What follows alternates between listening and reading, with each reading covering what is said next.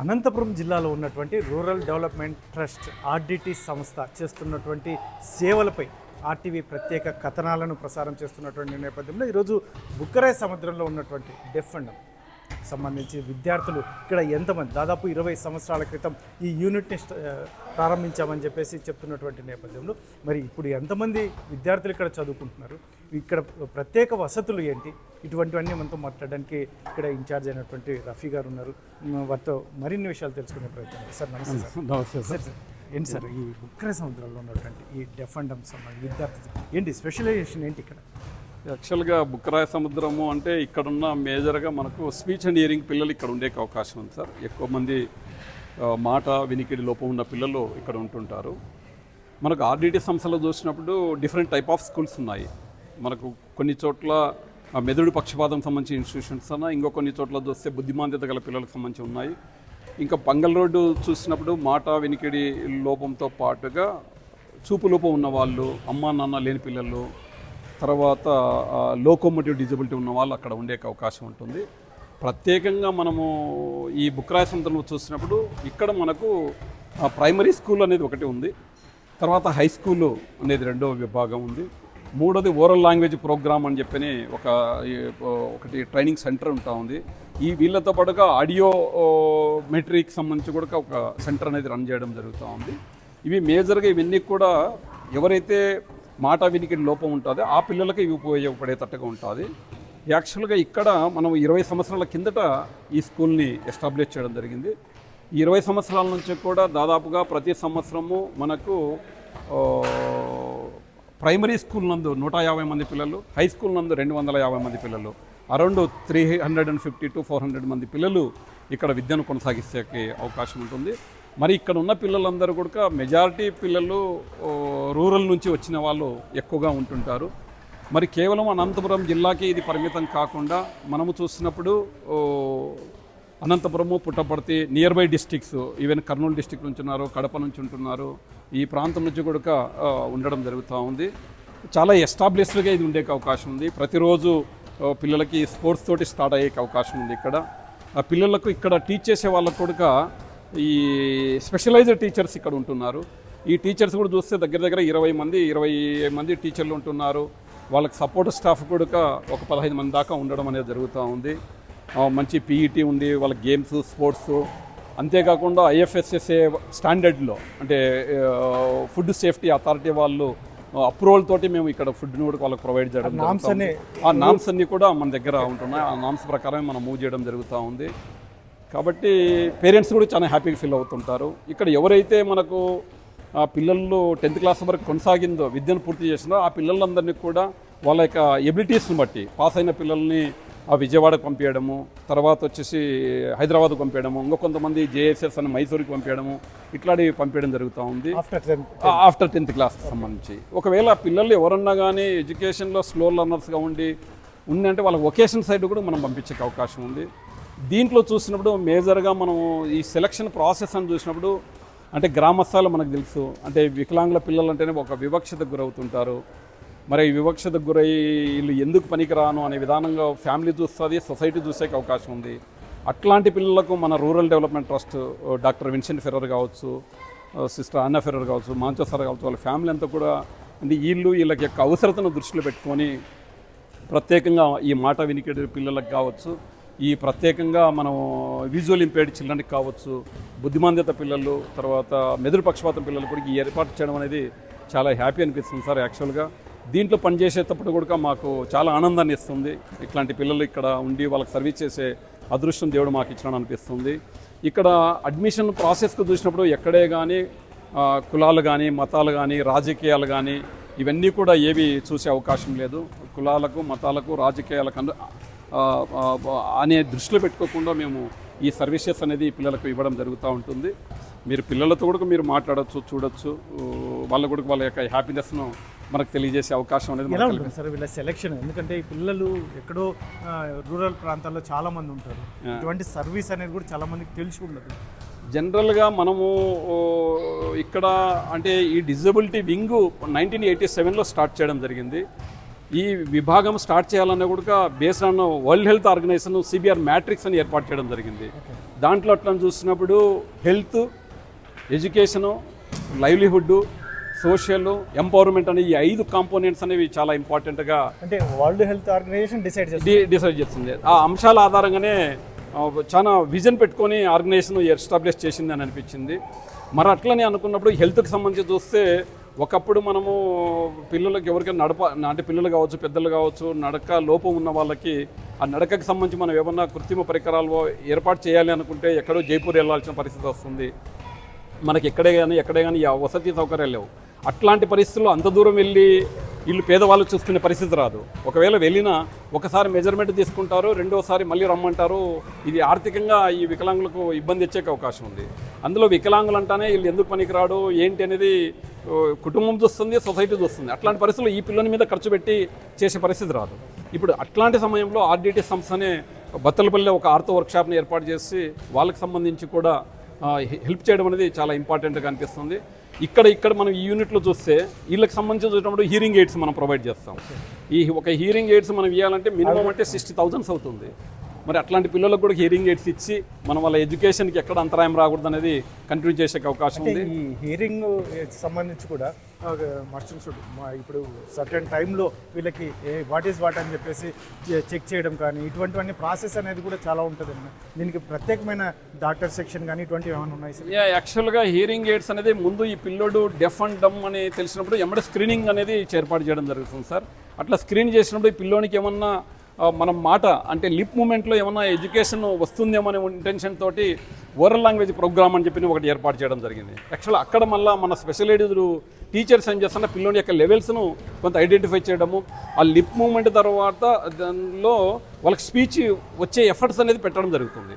వాళ్ళ దగ్గర ఒక 50 మందికి ట్రైన్ చేస్తే అంటే ప్రతి ఒక్క టీచర్కి ఒక 10 మంది పిల్లలు మాత్రం ఇచ్చి వాళ్ళకి ట్రైన్ చేస్తే వాళ్ళలో ఒక 10-15 మంది దాకా నార్మల్లోకి రావచ్చు. స్పీచ్ బాగుండలేక అవకాశం ఉంది. అట్లా స్పీచ్ బాగైన పిల్లలకందరికీ ఎవరికైతే లిటిల్ బిట్ ఉంటుందో అట్లాంటి వాళ్ళకి హీరింగ్ ఎయిడ్స్ కూడా అవసరం వచ్చే కావాలి. హీరింగ్ ఎయిడ్ పెట్టి ఆ స్పీచ్ తోటి కొంత మూవ్ చేసే అవకాశం ఉంటుంది. దీనికి సంబంధించి మనం ఒక స్టాఫ్ను అంటే డాక్టర్ నరేంద్ర గారు అని చెప్పని ఏర్పాటు చేయడం జరిగింది. ఆయన కన్సల్టెంట్గా రావడము, వచ్చి ఆయన ఇక్కడ ప్రతిరోజు ఆఫ్టర్ నోన్ సెషన్ అంతా కూడా ఆయన చూడడము, అవేర్నెస్ క్రియేట్ చేయడం కూడా ఇట్లా జరుగుతూ ఉంటుంది. హీరింగ్ ఎయిడ్ ఇవ్వడం ఒకటే కాదు, హీరింగ్ ఎయిడ్లో కూడా చాలా జాగ్రత్తలు తీసుకోవాల్సి వస్తుంది. ఆ పిల్లల విషయంలో ఆ పిల్లోడు సరిగ్గా హీరింగ్ని యూజ్ చేయకపోయినా కూడా లాస్ అయ్యే అవకాశం ఉంటుంది. చాలా ఎక్స్పెన్సివ్. పేరెంట్ ఎప్పుడన్నా కానీ తనకు ఇండివిజువల్ బెనిఫిట్ కోసం చూస్తాడు, కానీ హీరింగ్ ఎయిడ్ కోసమే పిల్లోని ఖర్చు పెట్టాలంటే చాలా పరిస్థితి చాలా ఇబ్బంది ఉంటుంది. ఒక ఆర్డిటి సంస్థకు మాత్రమే ఇది సాధ్యమయ్యే అవకాశం ఉంది. దీంట్లో కూడా చూసినప్పుడు అంటే డిజబిలిటీకి సంబంధించి వాళ్ళల్లో ఎంపవర్ చేయడానికి ఆర్డిటి సంస్థ ఎప్పుడు కూడా ఎలాంటి విషయంలో కూడా వెనకంజ ఆవేశ పరిస్థితి లేదు. పిల్లలకి ఇది నీడ్ ఉంది అని అన్నప్పుడు ఇమీడియట్గా సపోర్ట్ చేసే అవకాశం ఉంది. చాలామంది పిల్లలు కోకరికులర్ యాక్టివిటీస్ ఎస్టాబ్లిష్ చేయాలి. ఈ పిల్లల కోకరికులర్ యాక్టివిటీస్ పెట్టాలన్నప్పుడు చాలా దూరం ట్రావెల్ చేయాల్సి వస్తుంది. ట్రావెల్కి కానీ ఫుడ్కి కానీ ఆ ప్రివెన్షన్ మెజర్స్ అనేది చూసినప్పుడు నిజంగా గ్రేట్ అనిపిస్తుంది. మరి ఇంతటితోనే కాదు, యాక్చువల్గా ఇక్కడికిన్న పిల్లలకు చైల్డ్ ప్రొటెక్షన్ అండ్ సేఫ్టీ కూడా ఇంపార్టెంట్ ఉద్దేశంతో అంటే చిల్డ్రన్ కమిటీస్ని ఏర్పాటు చేయడము, పేరెంట్స్ కమిటీస్ని ఏర్పాటు చేయడము, ఇట్లాంటి విషయాల్లో చాలా జాగ్రత్తలు తీసుకుంటా ఉంది. నిజంగా చాలా హ్యాపీ అనిపిస్తుంది. యాక్చువల్గా ఈరోజు మనం ఇంతమంది పిల్లలు ఇక్కడ ఇంత రిలాక్స్గా ఉంటున్నారంటే అంటే మీరు నమ్ముతారో నమ్మరో కానీ పిల్లలకు హాలిడేస్ వచ్చినాయి పోండ్రా అంటే లేదు మేము ఇక్కడే ఉంటామంటారు. చాలామంది హాలిడేస్కి వెళ్ళకుండా ఇక్కడే ఉండే పరిస్థితి ఇక్కడే ఉండే అవకాశం ఉంది. మరి పిల్లోడు హాలిడేస్కి వెళ్ళకుండా ఇక్కడే కంఫర్టబుల్గా ఉంటున్నాడంటే మనం ఆలోచన చేయొచ్చు వాళ్ళు ఎంత కన్వీనియంట్గా ఉంటున్నారో. మనం ఒకసారి మీరు డార్మెటరీస్ చూడండి, ఎంత పెద్ద విశాలమైన ఈ డార్మెటరీస్లో పిల్లలు ఒక 12-15 మంది కంటే ఎక్కువ పెట్టాం మేము. ప్రతి 8 మంది పిల్లలకు ఒక ఆయా వాళ్ళ మీద కేర్ తీసుకోవడానికి అవకాశం ఉంటుంది. క్యాంటీన్ చూసినప్పుడు చాలా విశాలమైన క్యాంటీన్ ఉంటుంది. ఆ క్యాంటీన్ కూడా చూస్తే ఫుడ్ ఈ రోజు ఉండేది రేపు ఉండదు. వీక్లీ యాక్చువల్గా మెనూలో కూడా డిఫరెన్షియస్ ఉండే అవకాశం ఉంది. ఇట్లా మంచి భోజనం ఉంది, న్యూట్రిషన్ భోజనం ఉంది, వాళ్ళకి స్పోర్ట్స్ అండ్ కల్చరల్ యాక్టివిటీస్ ఉంటున్నాయి. మీరు కల్చరల్ యాక్టివిటీస్ని కానీ మీరు ఒకటి చూసినారంటే వాళ్ళకి యాక్చువల్గా మాట వినిపించదు, మాట రాదు, కానీ వాళ్ళు వేసే పర్ఫార్మెన్స్ చూస్తే నంబర్ 1గా ఉండే అవకాశం ఉంది. చాలా చోట్ల స్టేట్ గవర్నమెంట్ కానీ డిస్ట్రిక్ట్ గవర్నమెంట్ కానీ పెట్టినప్పుడు చాలా ఈవెంట్లలో మన పిల్లలే ఫస్ట్ వచ్చే అవకాశం ఉంది. ఇంకా అకాడమిక్ పర్ఫార్మెన్స్ చూసినారంటే లాస్ట్ ఇయర్ మన పిల్లలు మండల్ టాపర్స్గా వచ్చినారు. మండల్లో బెస్ట్ స్కూల్ అయింది ఇది యాక్చువల్గా. 100% పర్ఫార్మెన్స్ ఇంతవరకు కూడా ప్రతి ఇయరు పిల్లలందరూ కూడా పాస్డ్ అయ్యి బయటికి రావడం జరుగుతూ ఉంది. ఇంతవరకు పాస్డ్ అయిన పిల్లలు ఒక 600 మందిలో చూస్తే దాదాపుగా 440 మంది డిఫరెంట్ లొకేషన్స్లో ప్రైవేటు గవర్నమెంట్ జాబ్స్లో కంపెనీల్లో పనిచేసేటట్టుగా ఈ ఎడ్యుకేషన్ ఉంది. ఒకప్పుడు పిల్లోడిని పట్టించుకొని పేరెంట్స్ ఈ పిల్లోడికి వచ్చే ఇన్కమ్ మీదనే వాళ్ళ అర్నింగ్ మీదనే ఆధారపడే పరిస్థితి మనకు కనిపిస్తుంది. కుటుంబానికి సపోర్ట్ అవుతుంది. ఇట్లా మనం చాలా మందిని పిల్లలను చూసే అవకాశం ఉంటుంది సార్. ఇది నిజంగా దీని ఎఫర్ట్స్ అనేది ఆర్డిటీ చేస్తున్న కృషి అని చెప్పి ప్రత్యేకంగా నేను యాక్చువల్గా 28 ఏళ్ళ నుంచి పనిచేస్తున్నా. బట్ ఏ రోజు ఇంకొక దాని మీద అంటే ఇంకొక చోటికి వెళ్ళి పని చేయాలనే ఆలోచన లేదు. అంటే సాటిస్ఫాక్షన్ ఉంది. ఇంత మంచి ఎన్జిఓ ఎక్కడే కానీ ఎవరికి నువ్వు ఈ కులము ఆ మతము ఇది చేరు అని ఎప్పుడు చెప్పదు. నీకు ఏ కులం నచ్చిందో ఆ కులంలో నువ్వు ఉండగలుగుతాము. నాకు ఎక్కడ అట్లాంటివి కనిపించలేదు. అందరం కలిసిమెలిసి ఉండి పని చేసుకునే అవకాశము ఇచ్చినారు. నేను వ్యక్తిగతంగా అయితే నాకు అంటే సర్వీస్ చేయాలనేది ఉంది. బట్ ఫైనాన్షియల్గా నాకు ఆ సోర్స్ లేదు. బట్ సర్వీస్ చేసేకి నా చేతి నుంచి ఏమి డబ్బులు ఏం పెట్టడం లేదు. బట్ ఆర్గనైజేషన్ సపోర్ట్ చేస్తూ ఉంది. బట్ సర్వీస్ చేస్తే నేను చేస్తే పిల్లలు ఇప్పుడు మీరు చూసినారు వచ్చినప్పటి నుంచి పిల్లలు ఎంత హ్యాపీగా అంటే చేయి కలపడము చెప్పడము అనేది నాకు ఎక్కడ దొరుకుతుంది సార్. అసలుకి ఇది అవకాశం చాలా తక్కువ. అంటే సంస్థలో నాకు ఈ అదృష్టం ఇవ్వడం అనేది సంస్థ పెద్దలకు ధన్యవాదాలు చెప్పాలి అని అనుకోండి సార్. బుక్కరాయ సముద్రం ముఖ్యంగా అందులకు సంబంధించి ఇందాక చెప్పారు మీరు, బదిలీలకు సంబంధించి ఏంటి అసలు ఇంత పెద్ద అట్మాస్ఫియర్ ఇదంతా ఏర్పాటు చేయడం ఒక ఆర్డిటీకే చెల్లుతుందంటారు? అది యాక్చువల్గా 100% అది ఆర్డిటీకే సాధ్యమయ్యే అవకాశం ఉంది. ఎందుకంటే మనం చూస్తున్నాము దాదాపుగా పిల్లలు 400 మంది పిల్లలకు వసతి సౌకర్యాలతో ఉన్న ప్రాంతం. ఈ ప్రాంతంలో చూస్తే మనకు మొదట ఆర్డిటీ అనేది మనకు కనిపించే అవకాశం ఎక్కువ ఉంటుంది. దాని తర్వాత మనం చూసినప్పుడు తిరుపతి ఉంది, భీమిలి మనకు కనిపించే అవకాశం ఉంది. మరి ఇంకొకటి నంద్యాల అంటే వెల్లోనుగా కనిపించే మనకి ఇవి మాత్రమే కనిపిస్తాయి. మరి ఇట్లాంటి పరిస్థితుల్లో ఎవరే కానీ ఇక్కడ ఉన్న పోయి తిరుపతికి భీమిలికి వెళ్ళడము నంద్యాలకు వెళ్ళడం అనే పరిస్థితి చాలా తక్కువ ఉంటుంది. కుటుంబాల్లో ఎట్లా చూస్తారంటే వికలాంగుడు అంటేనే ఏదో లోపము అనే తట్టుగానే చూస్తారు. కానీ వాళ్ళకి చదువు వస్తుంది చూస్తారు. వాళ్ళకి చదువు అవసరమ్మా, చదువు ఎందుకు, ఏంటి పరిస్థితి, అనవసరంగా దీని మీద మనం ఖర్చు పెట్టాలన్నా ఇట్లాంటివి ఎక్కువ శాతం వచ్చే అవకాశం ఉంది. ఇప్పుడు ఒకటి ఈ వసతి సౌకర్యాలు ఉండడం వల్ల పేరెంట్కి ఇంట్రెస్ట్ ఉంది. అక్కడికి వెళ్తే కనీసం ఎడ్యుకేషన్ వస్తుంది అనేది, ఇండిపెండెంట్గా వాళ్ళ లైఫ్కి ఏమైనా లీడ్ చేస్తాడం అనేది ఆలోచన రావడము. అంటే తర్వాత మీరు కానీ మీ సంస్థ కానీ ఇప్పుడు ఏదో ఎడ్యుకేషన్ కంటే ముందు మీరు ఇంకా అడ్వాన్స్ ముందుకు వెళ్ళినట్టున్నారు. ఎస్పెషల్లీ కుటుంబానికి కూడా సపోర్ట్ అయ్యే సిచ్యువేషన్ తీసుకొచ్చినట్టున్నారు మీరు. యాక్చువల్గా మేము ఈ స్కూల్స్ మనం పెట్టకముందు గ్రామ స్థాయిలోనే వికలాంగులందరినీ ఒక గ్రూప్గా చేయడం అనేది కూడా చాలా ఇంపార్టెంట్ సార్. ఎందుకంటే చాలా చోట్ల మేము విన్నవి స్టడీస్ మా సీనియర్స్ నుంచి తెలుసుకున్న అంశాలు ఏమున్నాయంటే వికలాంగుడు ఇంట్లో పుట్టినాడు అంటే ఆ గ్రామంలో లేకుండా ఊరు బయట నివాసాలు ఉన్న సందర్భాలు కనిపిస్తున్నాయి. వికలాంగులు అంటే వికలాంగుల్ని రాత్రే వాళ్ళను లేకుండా చేసిన సందర్భాలు మనకు కనిపిస్తాయి. అంటే వికలాంగులు అంటానే ఒక రకమైన వివక్షత అనేది మనం చూస్తాం. ఫ్యామిలీలో స్టార్ట్ అవుతుంది, సొసైటీలో వచ్చినా కూడా మనం రకరకాల పేర్లు పిలుస్తారు. కుంటోడు అంటాడు, మూగోడు, చెవిటోడు అనేది అనడము. లేదా మనం ఎప్పుడన్నా మనం బాగున్నోళ్ళమే అన్నం తినేటప్పుడు ఒరే నువ్వు సరిగ్గా తినకపోతే కుంటోని పట్టిస్తానంటారు. అంటే దయ్యాల్లాగా రకరకాలుగా చూసే అవకాశాలు అప్పట్లో మనకు కనిపించేవి. మరి వాటి నుంచి ఈరోజు వాళ్ళందరూ అర్థం చేసుకోనికి అంటే వికలాంగులు అన్నా కూడా మిగతా వారితో సమానం అని చెప్పిన అవేర్నెస్ను ఫ్యామిలీస్లలో తీసుకురావడానికి సంఘాలుగా ఏర్పాటు చేయడము, వాళ్ళకు ప్రతి నెల వాళ్ళకు మీటింగ్లు పెట్టుకొని చెప్పడము, అక్కడే పిల్లలకి అంటే ఆ పేరెంట్స్కి మనకు ప్రత్యేక పాఠశాలలు ఉన్నాయి, పాఠశాలలో పిల్లలకు చేస్తే చదువు వస్తుంది అనేది. మరీ ముఖ్యంగా ఈ మాట వినికి లోపం ఉన్న వాళ్ళకి కానీ చూపు లోపం ఉన్న వాళ్ళకి కానీ అసలు పట్టించుకునే పరిస్థితి అసలుకి లేదు. ఎస్పెషల్లీ సార్ ఇప్పుడు ఈ వికలాంగులకు సంబంధించి కొద్దిగా సపోర్ట్ చేస్తే వీళ్ళు అద్భుతాలు సృష్టించగలరు అని చెప్పేసి ఆర్డిటీ గుర్తించిందని అనుకోవచ్చా? యాక్చువల్గా మనం చూస్తే సార్ ఇప్పుడు లాస్ట్ ఇయర్ మనము రాష్ట్రపతి సందర్భంలో ప్రోగ్రాం జరిగినప్పుడు మన అక్కడికి వెళ్ళి మంచి ఈవెంట్ పర్ఫామ్ చేయడం జరిగింది. అప్రిషియేట్ చేసినారు మనం, అది మనకు కనిపిస్తాయి. దాదాపుగా పిల్లలు మన దగ్గర 600 పిల్లలు, వాళ్ళలో 400 చిల్లర మంది డెఫ్ అండ్ డమ్ పిల్లలు యాక్చువల్గా ఎంప్లాయ్మెంట్ తీసుకొచ్చుకున్నారు డిఫరెంట్ కంపెనీస్లలో. మనకు క్లియర్ కనిపించే అవకాశం ఉంది. విజువల్ ఇంపేర్డ్ చిల్డ్రన్ అంటే మనము రెండో లోపంగా చూసినప్పుడు ఈ గుడ్డోళ్ళు అంటే ఎక్కడ నడవలేరు, ఎందుకు పనికి అసలు వాళ్ళు అట్లాంటి పిల్లల్లో కూడా మన దగ్గర చూస్తే దాదాపుగా పంగలూరులో 350 మంది పిల్లలు చదువుతున్నారు. వాళ్ళల్లో 180 మంది 100% బ్లైండ్ స్టూడెంట్స్.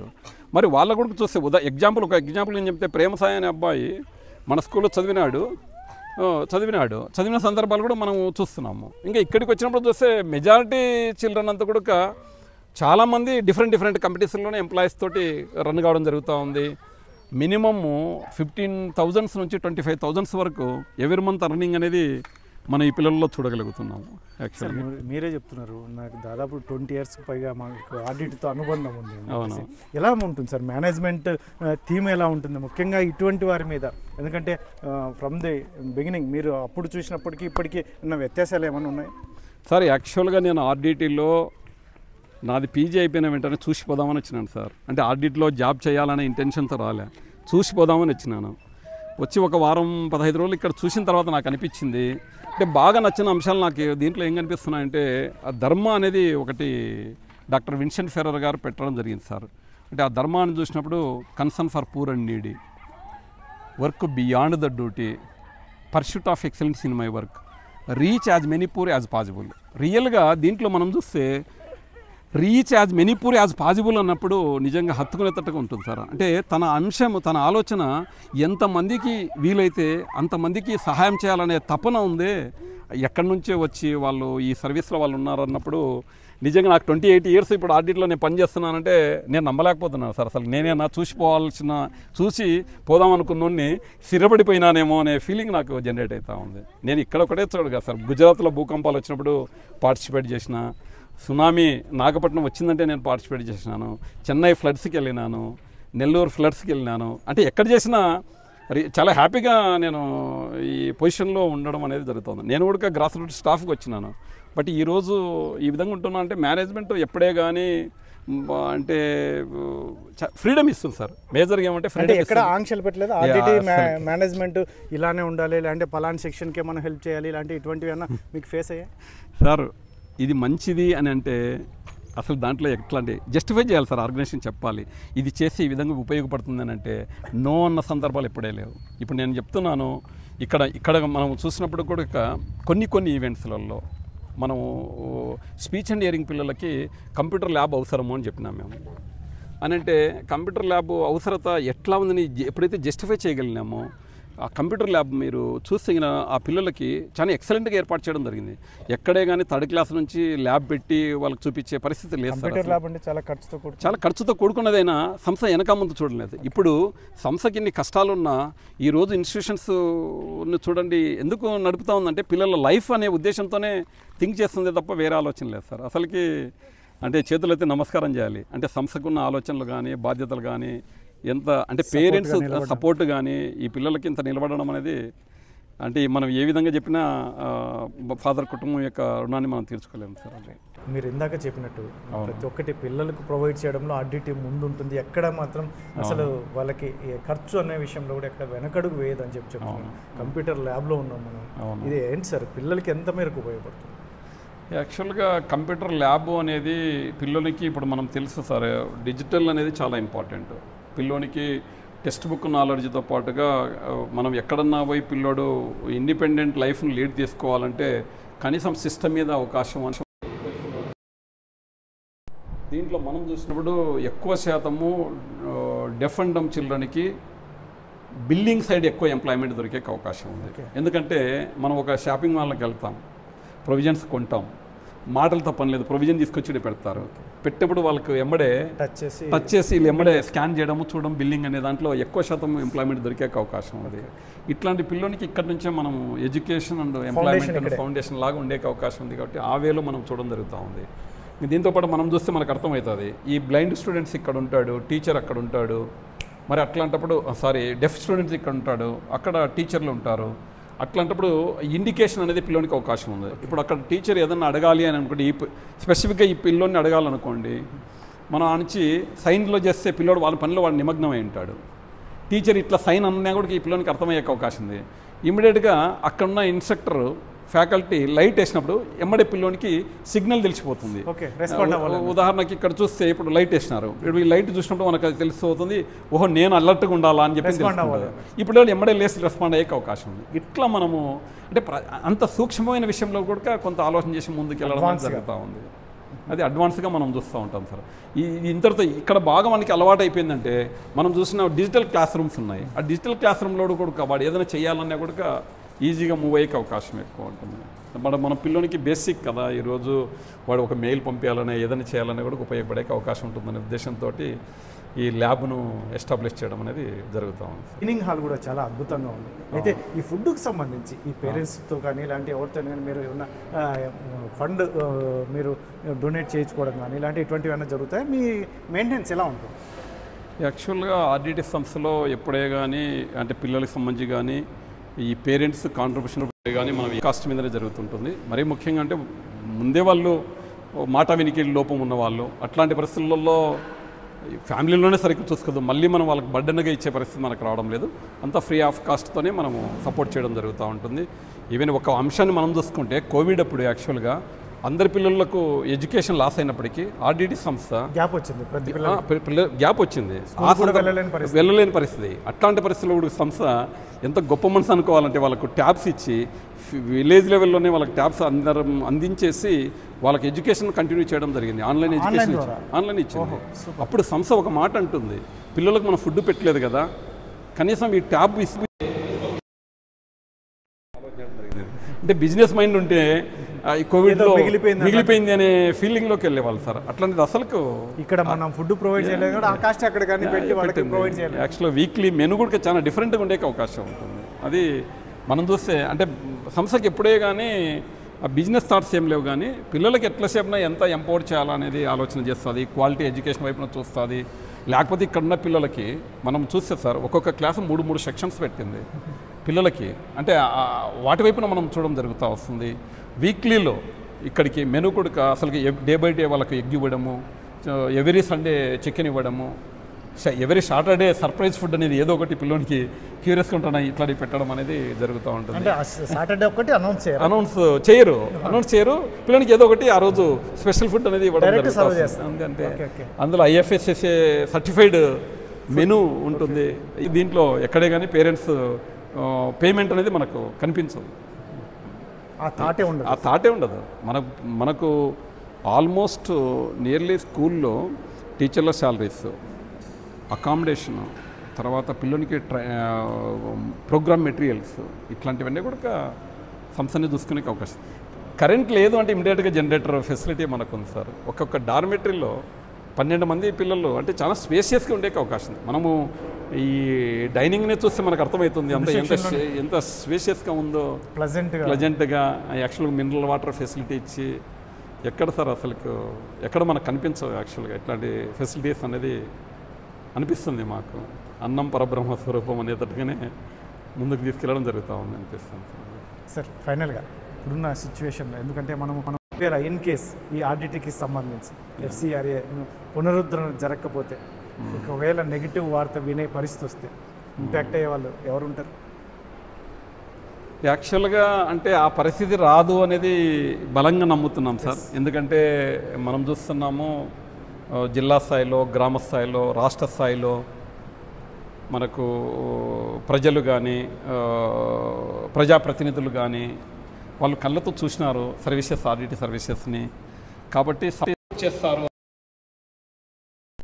బట్ అదే కేంద్ర ప్రభుత్వం కూడా మనకు మంచిగా రెస్పాండ్ అవుతుందనే ఆలోచన మేము చేయగలుగుతున్నాం. ఎందుకంటే ఇక్కడున్న పరిస్థితి అంతా కూడా ఇన్ కేస్ అనుకోకుండా జరిగింది అని అనుకోండి, మొదట బాగా ఎఫెక్ట్ అయ్యేది పిల్లలు సార్. యాక్చువల్గా మాట వినికిడి లోపం ఉన్న పిల్లలు కావచ్చు, చూపు లోపం ఉన్న వాళ్ళు కావచ్చు, బుద్ధిమాంద్యత పక్షపాతం ఉన్న పిల్లలు, ఇట్లాంటి వాళ్ళకి చాలా నష్టం జరిగే అవకాశం ఉంది. దాంతోపాటు చాలామంది మా ఇన్స్టిట్యూషన్స్లో మహిళలు, మరీ ముఖ్యంగా widows and deserted women, single women, ఇట్లాంటి వాళ్ళకి ఎంప్లాయ్మెంట్ అనేది ఉంది. కాబట్టి మా రిక్వెస్ట్ ఏమంటే ఖచ్చితంగా రాష్ట్ర గవర్నమెంట్ కానీ కేంద్ర ప్రభుత్వం కానీ పెద్దలు బాగా ఆలోచించి మంచి నిర్ణయం తీసుకుంటారు. ఈ పిల్లల అభివృద్ధే ప్రధానంగా వాళ్ళు చూసి చేస్తారనే ఆలోచనతోనే ఉన్నాం సార్. అసలు ఈ మా తరపునోడుగా కేంద్ర ప్రభుత్వానికి రాష్ట్ర ప్రభుత్వాన్ని విన్నవించుకోవడం ఏమంటే మీ ఎఫ్సిఆర్సి సహాయం చేసే అవకాశం ఉంది. ఆర్డిటి సంస్థ కేవలము అనంతపురం జిల్లాకే పరిమితం కాలేదు, చాలా జిల్లాల్లో మనకు పనిచేస్తూ ఉంది. మరి ఆ సేవలు కూడా ఇంకా ఎక్కువ విస్తరించే అవకాశం ఉంటుంది అని అనిపిస్తూ ఉంది. మరి నా విన్నపము కేంద్ర ప్రభుత్వాన్ని కానీ రాష్ట్ర ప్రభుత్వం కానీ మరి ఒక మంచి నిర్ణయం తీసుకొని ఎంతోమందికి ఉపయోగపడేటట్టుగా ఈ ఎఫ్సిఆర్ని మంజూరు చేయాలని ఆశిస్తున్నాను. Thank you sir. సేవల్లో ఇది ఒక భాగం. అందులో బదిరులకు సంబంధించి ముఖ్యంగా సేవలు అనన్య సామాన్యం అని చెప్పేసి డైరెక్టర్ చెప్తున్నటువంటి నేపథ్యం. అయితే కేంద్ర రాష్ట్ర ప్రభుత్వాలు కలిసి మంచి సానుకూలమైన నిర్ణయాన్ని మాకు అందిస్తారని, అందులో ముఖ్యంగా ఇక్కడ పిల్లలు దృష్టిలో ఉంచుకొని, ఎందుకంటే వారి పరిస్థితి అయితే మాత్రం చాలా దారుణంగా ఉంటుంది. రోడ్డు మీద పడాల్సిన పరిస్థితులు నెలకొంటే అందులో ఇక్కడ అందిస్తున్నటువంటి సర్వీస్ అనేది మరెక్కడా లేదు. కాబట్టి ఇంత ప్లెజెంట్ వాతావరణం ప్రతి ఒక్కటి వారిని ఆదుకోవాలి అంటే మాత్రం ఆర్డిటి మేనేజ్మెంట్ మాత్రం ఎక్కడ ఒక సెకండ్ కూడా ఆలోచన చేయకుండా వారికి వసతులు కావచ్చు, ఫెసిలిటీస్ ఏవైనా స్థితులు ఒక్కసారి డిస్టర్బ్ అయితే మాత్రం వీరంతా రోడ్డు మీద పడాల్సిన పరిస్థితులు ఉంటాయి. కాబట్టి కేంద్ర రాష్ట్ర ప్రభుత్వాలు ఖచ్చితంగా ఒక పాజిటివ్ వార్తని మాకు అందిస్తారు. మా పిల్లల తరఫున మేము రిక్వెస్ట్ చేస్తున్నాము అని చెప్పేసి వారు వినయంగా కోరుతున్నటువంటి నేపథ్యం. Camera person Sudhakar, Challake Naidu, RTV Anantapuram. తెలుగులో న్యూస్ కి ఫాస్టెస్ట్ యాప్ ఇప్పుడు టోటలీ న్యూ అవతార్లో జస్ట్ 5 సెకండ్స్ లో కంప్లీట్ న్యూస్. సోషల్ మీడియాల ట్రెండ్స్ కి one stop solution. Live TV app voice search option తో ఇప్పుడే డౌన్లోడ్ చేయండి లేదా అప్డేట్ అయిపోండి. యాప్ లింక్ డిస్క్రిప్షన్ లో ఉంది.